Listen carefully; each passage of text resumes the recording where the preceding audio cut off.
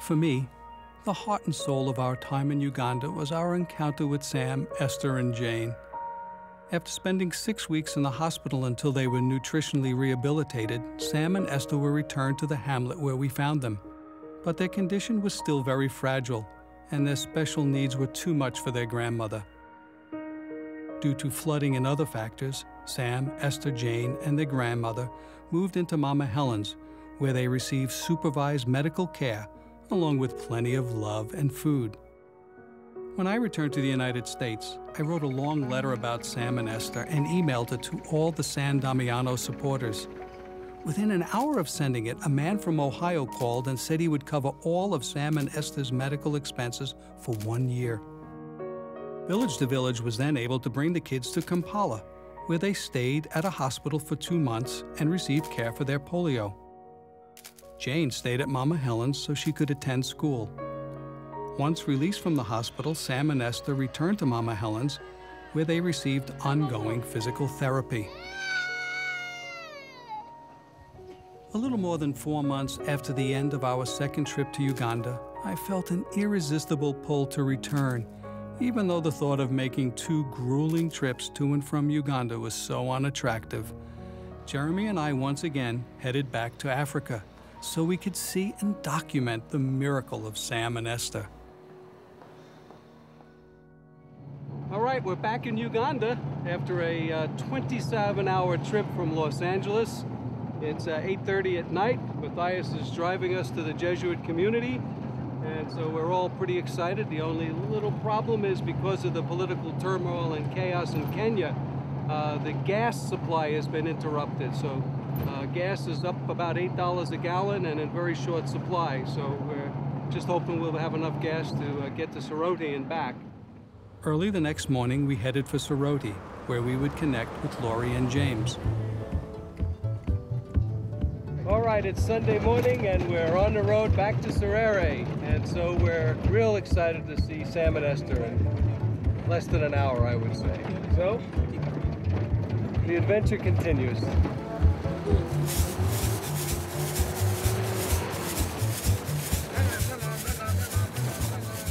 We knew Sam and Esther had made great strides in their recovery and that they were doing well. James would send us photos via email once in a while so we could see their progress. But it was truly amazing to see them in person, to see them smiling, to see the glow to them, to see them being held and loved and responding to the attention. My heart needed to see these kids in person. And to see Jane not struggling to care for her siblings, to be looking happy and free, was a gift beyond all measure. When we arrived at Mama Helen's, the place was bristling with activity as everyone was getting ready to go to church. Sam's grandmother, known as Tata, was giving him a bath. Well, right after we arrived, they were getting ready to take Sam and Esther to church, so we're just going to tag along. It's quite exciting to see this amazing transformation of these kids. It's just thrilling. As with everything else in Uganda, nothing is easy, even going to church. The walk was longer and harder than I imagined. Sam and Esther had to be carried, and everyone took a turn bearing that burden.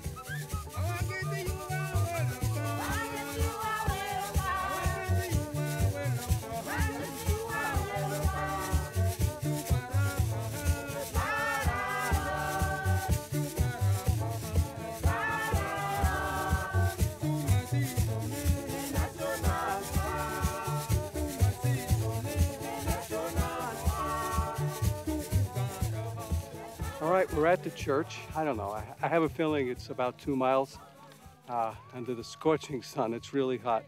Lugging those kids, so here they come. I was excited to have the experience of attending a rural church. The church was simple. There were just a few chairs. Most people sat on the floor. Despite their poverty, everyone was dressed nicely. I love the upbeat manner of the way they worship God. The exuberant music, the robust singing, the joyful dancing turned the simple church into a palace of praise. As I watched the way this entire community embraced and loved Sam and Esther, my thoughts kept drifting back to that dreadful day when we found them laying nearly naked on the ground, starving and alone. And now, a true miracle of mercy finds them bathed in overflowing love, smack in the middle of a joyful community gathered together for prayer and worship. Transformation is possible. One person can make a difference. Hope is not dead. This truly was the day the Lord has made, and it was thrilling to rejoice in it.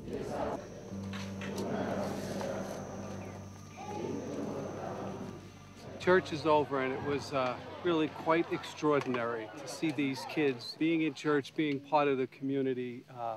The transformation is even beyond what I thought. And they still have an awfully rough road ahead, but you can see how they're totally surrounded by love. And James is going to drive everyone home, so we don't have that long walk back. It was questionable whether we should come back and try to do more with these kids, but this really made it all worthwhile.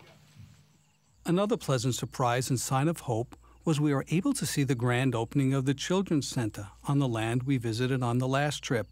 We're very excited about the completion of our Children's Center. Right, back then it was just a dream. It was, it's been a dream for many years because there was so much red tape to go through before we felt safe to build this building. And now, look, it's really going to be wonderful to use this with the kids. No more sitting on Michael's bed for 46 children and just being able to have things in one place instead of scattered about. So what's special tomorrow?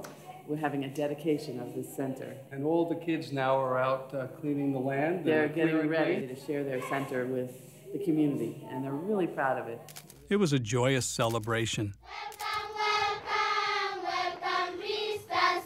We have been waiting for a long, long time. There is no more one. We have been waiting. We know everything is going to come. Shake, shake, shake, shake, shake, Jane. Shake, shake, shake, Jane. We have been waiting for a long, long time. Village to Village now has a home of its own and no longer needs to operate out of the cramped quarters of Mama Helen's home. After spending so much time with Lori, I wanted to become part of the Village to Village family. And so before leaving in August, I asked Lori if I could sponsor Jane. And for me personally, this extra trip gave me an opportunity to better connect with her. From the moment I first saw her, this little girl stole my heart. Come here. Jane kind of likes these American snacks that we brought, just some kind of granola bar or something, but she seems to enjoy them. Here comes Sam.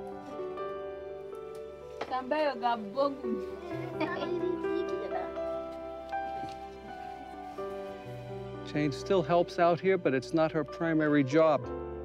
Her primary job now is being a kid.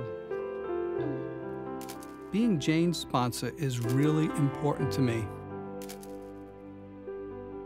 Jeremy is also sponsoring a little girl named Sharon. After you've been here and you've been with these children in this place, you can't stand by and do nothing. And this is just something really small, but it's going to forever connect us with this country and these people. And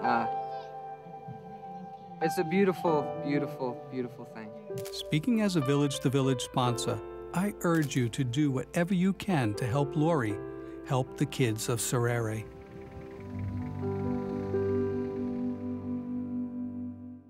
The San Damiano Foundation relies on tax-deductible gifts to produce our films. Please help us put the power of film at the service of the poor.